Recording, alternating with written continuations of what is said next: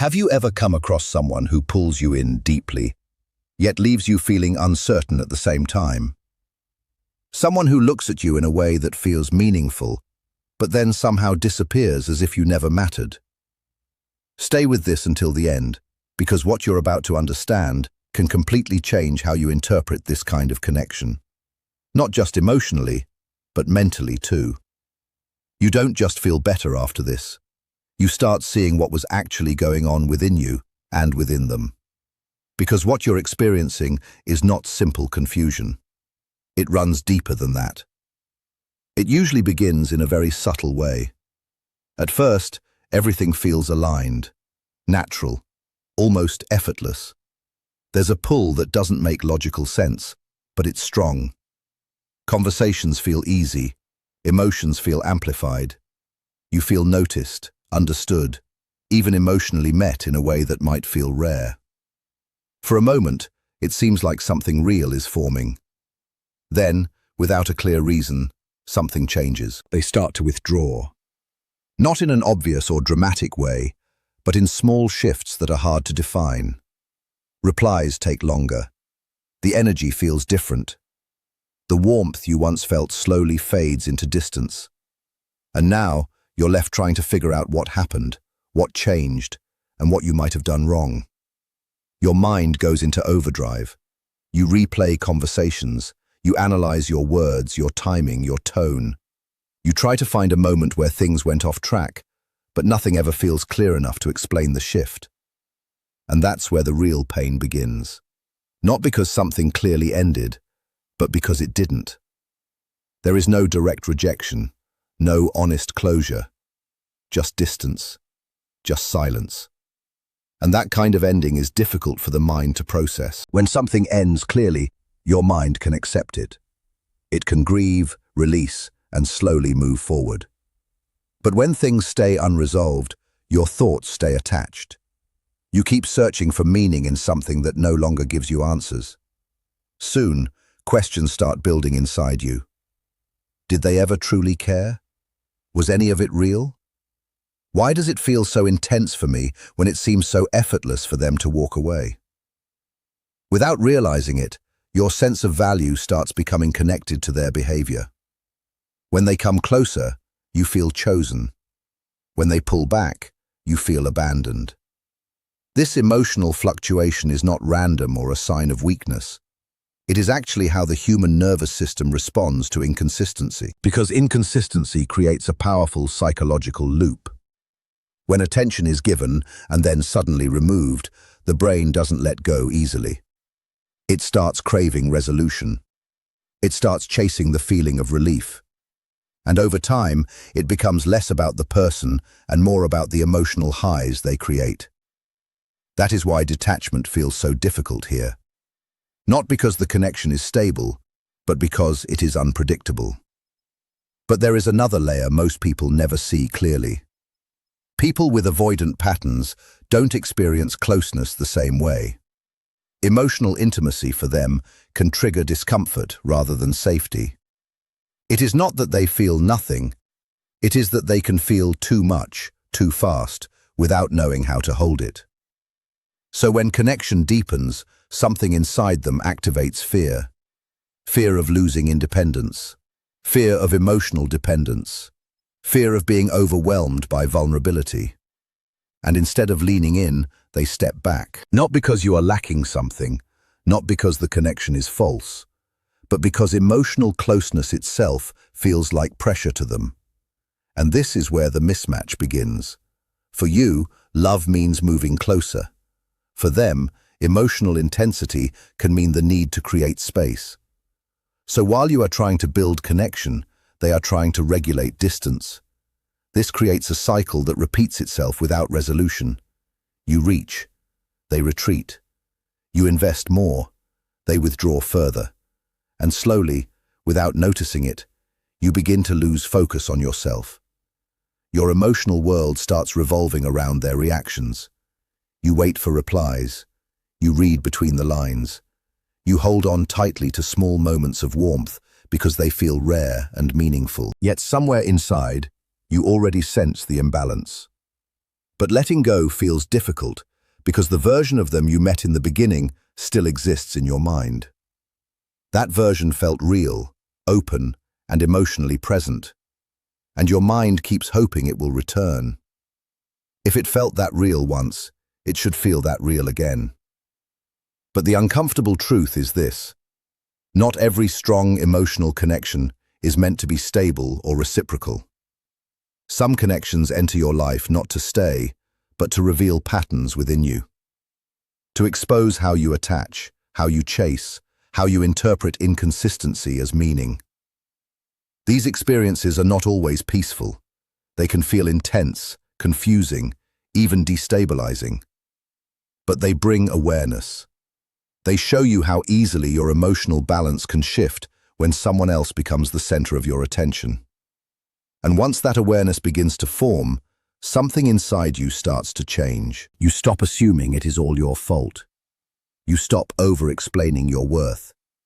You stop chasing clarity from someone who cannot offer consistency. But in the middle of it, while you are still emotionally inside the pattern, it doesn't feel simple. It feels like something you almost understand, but not fully. Because at its core, this is not just about connection. It is about emotional conditioning.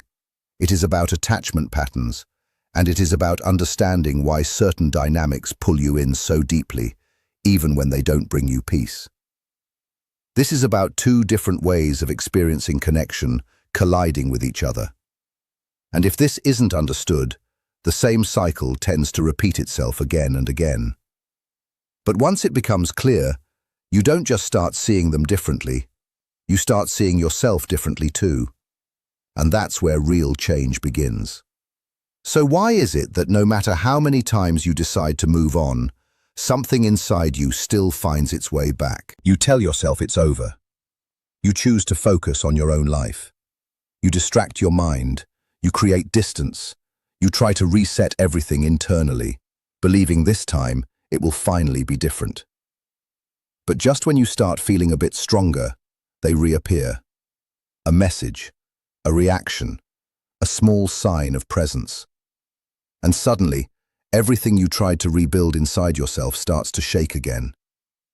It feels like a loop you never consciously agreed to, yet somehow keep getting pulled into. This is where the experience becomes even more confusing, because it stops feeling like a choice. It starts feeling like something deeper is at play, something invisible, yet strong enough to pull both people back into each other's awareness. But this is not random. There is a reason this pattern keeps repeating. When someone enters your life and leaves a strong emotional imprint without clear closure, the mind doesn't categorize it as finished. It stays open internally, like a story that was interrupted mid-sentence. And the human brain is built to seek completion. It keeps revisiting, replaying, and trying to resolve what was left unresolved. That's why you don't simply forget.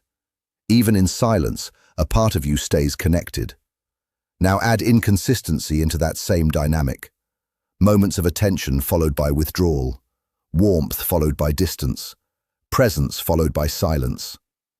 This kind of unpredictability creates a very specific psychological response.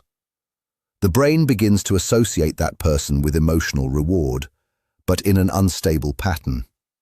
And anything unpredictable strengthens attachment rather than weakening it. Because the mind keeps waiting for the next moment of connection, the next emotional shift, the next sense of relief. At that point, you are no longer just remembering them, you are anticipating them. And that anticipation is what makes stepping away feel so difficult. Because even in absence, your system stays engaged. But there is another side to this dynamic that is often misunderstood. The other person also experiences this connection, just not in the same visible way. Even if they appear detached, even if they act unaffected, the emotional link doesn't disappear on their side either. It simply expresses itself differently. And when you begin to pull back, when your energy shifts, when you stop reacting the same way, they feel that change. Not always consciously, but emotionally. And that shift creates discomfort, because the familiar balance is no longer the same. The predictability is gone. They are no longer certain of your emotional availability. So they return. Not always with clarity, not always with intention, sometimes just with enough presence to reopen the connection. And that's how the cycle restarts. You respond. You open up again. You feel a sense of hope return. You start thinking maybe this time it will be different. But then, without warning, distance returns again. Silence returns. Confusion returns. And once more, you are left trying to understand how something that feels so strong can remain so unstable.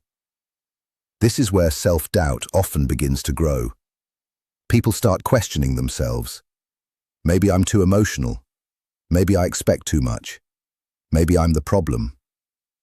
But the truth is far simpler and more uncomfortable. This is not about being too much. It is about being emotionally invested in something that lacks consistency. And consistency is what creates emotional safety. Without it, the mind cannot fully relax. It stays alert. It keeps analyzing. It keeps waiting. That is why even in moments of nothing happening, you don't feel at peace. Because internally, something is always active, observing, expecting, preparing. Over time, this begins to reshape your inner world. Uncertainty starts to feel normal. Emotional inconsistency starts to feel familiar. And intensity gets mistaken for depth or meaning. But intensity alone is not proof of something healthy. Sometimes it is simply a reflection of imbalance. Still, even with this awareness, the connection does not simply fade away. It lingers. In unexpected thoughts, in old memories that resurface without warning, in emotions that return without invitation. And this is what makes it so difficult to fully detach. Because logic moves in one direction, while emotion continues to echo in another. It feels unfinished. It feels like there is still something unresolved. And that feeling quietly sustains hope. Hope that maybe one day things will align. Maybe one day understanding will come. Maybe one day the pattern will finally make sense. But while that hope remains, something important is already happening inside you. Awareness is forming. You begin noticing the cycle instead of just living inside it. You start questioning what you are receiving and, more importantly, how it is affecting you. And that awareness is the beginning of change. Because once you see the pattern clearly, you can no longer unsee it. You start to recognize that this connection is not just emotional, it is shaping your reactions, influencing your decisions, and quietly affecting how you see your own worth. And that is where the real shift begins, internally. You are no longer just feeling the connection, you are starting to understand it. And that understanding brings you closer to a turning point, one that quietly changes the direction of everything.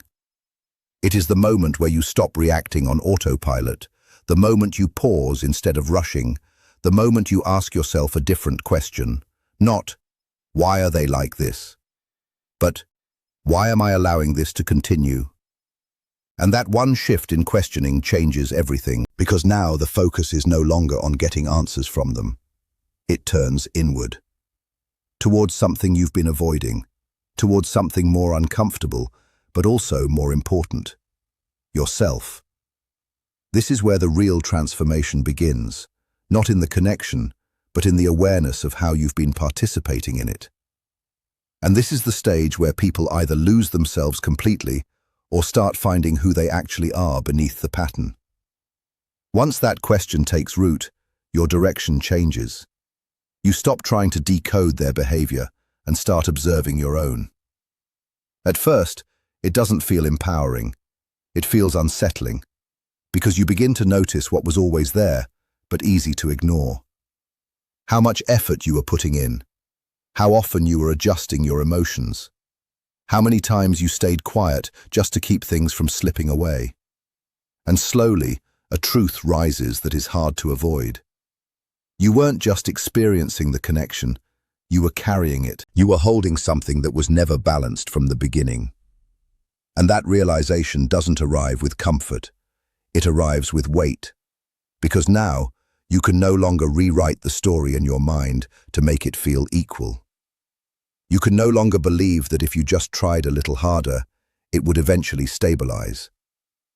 Clarity doesn't always feel like relief at first. Sometimes it feels like loss. This is the stage where many people feel something break internally, not because of what the other person did, but because of what they finally see clearly about themselves and the dynamic they stayed in. The exhaustion begins to show, not from love, but from overextending, not from caring, but from carrying it alone. And in that exhaustion, something subtle starts to shift. Your reactions change. You don't respond as quickly. You don't explain as much. You stop chasing reassurance. You stop trying to fix emotional gaps that were never yours to fix in the first place. Not out of anger, but out of awareness. Because now you see the pattern. Every time you gave more, it didn't create stability. It only deepened imbalance. And for the first time, your energy starts coming back to you. This is not easy, because part of you is still attached to what you hoped it could become, still waiting for it to finally shift, still imagining a different outcome. But another part of you, quieter, steadier, starts choosing differently. You begin choosing peace over intensity, clarity over confusion, yourself over uncertainty. And that's when things start to feel unfamiliar. Because you are no longer operating from habit. You are operating from self-respect. You are no longer trying to secure their presence. You are protecting your own emotional space. That internal shift naturally creates distance. Not forced, not dramatic, just real space forming where overextension used to be. And something interesting happens here. When the energy they were used to receiving is no longer freely available, the dynamic changes. The attention they once took for granted becomes less accessible. The emotional consistency they relied on starts to shift. And that shift creates awareness. Not always immediately, not always openly, but internally it registers. They begin to notice your absence in a different way. They begin to feel the change in access, in attention, in emotional availability.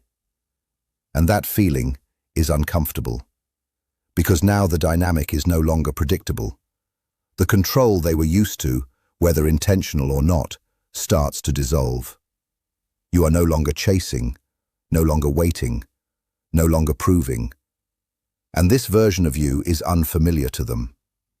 Because the version they knew was always available in some form, always reachable, always responding. Now, that access is no longer automatic.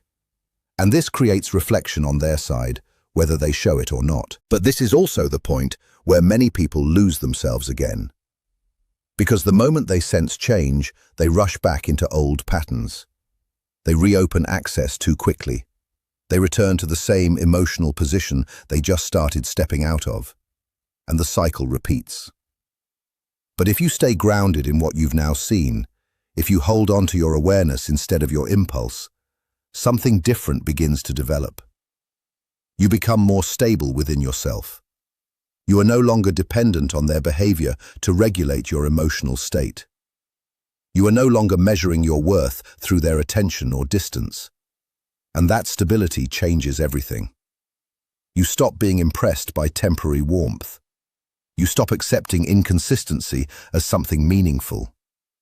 You stop abandoning yourself for the possibility of potential. This is growth, but it is not loud growth. It doesn't announce itself. It doesn't rush. It builds quietly. And once it reaches a certain depth, there is no returning to the old version of you. Even if they come back, even if they reach out, even if they try to reconnect, you are not the same person anymore. You don't respond from the same emotional place. You don't ignore the same patterns. You don't override your awareness just to feel connection again. Now you see clearly. And that clarity gives you something that cannot be taken back easily. Not control over them, but understanding of yourself. And from that place, the entire experience stops being about waiting for something to change. It becomes about recognizing that you already have. A phase arrives where the connection is no longer the center of your world, but instead becomes a mirror, showing you what you are truly willing to accept and what you are no longer willing to tolerate. And what unfolds after this point is where everything either begins to realign in a healthier way or finally exposes what was never meant to continue. This is where truth becomes undeniable. Not through explanations, not through promises, but through outcomes.